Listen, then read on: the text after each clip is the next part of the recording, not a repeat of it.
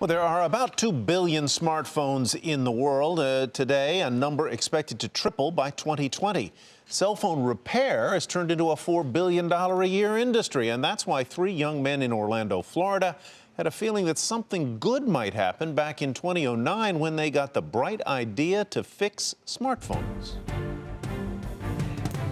It happened to Justin Wetherill in 2008. He dropped a new iPhone 3G, the screen an ugly web of glass shards. Wetherill was only 21, but he'd already built computers and tried to sell them. So it was no surprise, really, when he took things into his own hands. I ended up trying to fix it myself and failed miserably. His friend David Reif, a mechanical engineer, warned him not to do it himself. I said, that sounds nuts, you should buy a new phone. Instead, Wetherill ordered more parts online and a bunch of broken phones.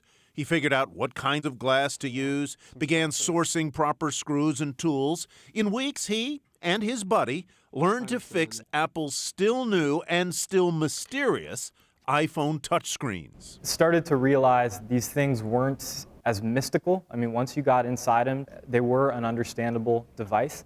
They began fishing for customers on eBay. Later, on their own website for about $80 a pop. It was almost overnight that we started getting some clicks. One of Wetherill's co-workers suggested a name for the side business, uBreakiFix. By night, they fixed phones at Wetherill's house.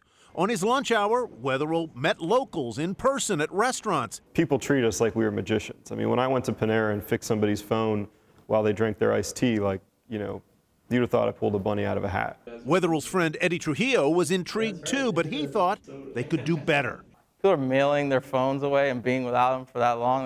That's crazy to me. Trujillo wanted to open a uBreakiFix store, so he made Wetherill and Reif an offer they couldn't refuse. And I was like, I'll put up the money. If it works, great. If it doesn't, you guys still have your internet business. In late summer 2009, the first uBreakiFix store opened in Orlando. In just 2 months, store sales outpaced the website. 3 months in, a second store opened. 3 years later, they own 47 stores, coast to coast, fixing not only screens, but water damage, replacing batteries, retrieving data in phones, tablets, and PCs.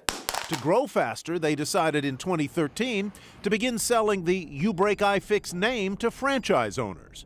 Now, there are more than 190 uBreakiFix stores across the U.S. and Canada. I just thought it's a phenomenal growth story. Daniel Liu ought to know a good growth story. He worked on Wall Street for 30 years. Liu just opened Connecticut's first uBreakiFix in Norwalk.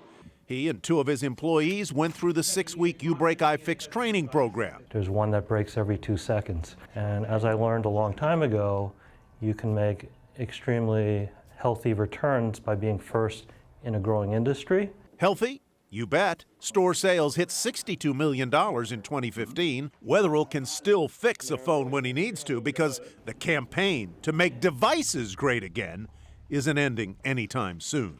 To have grown to 190 stores is incredible, but what blows my mind is that we've really scratched the surface of what's possible here.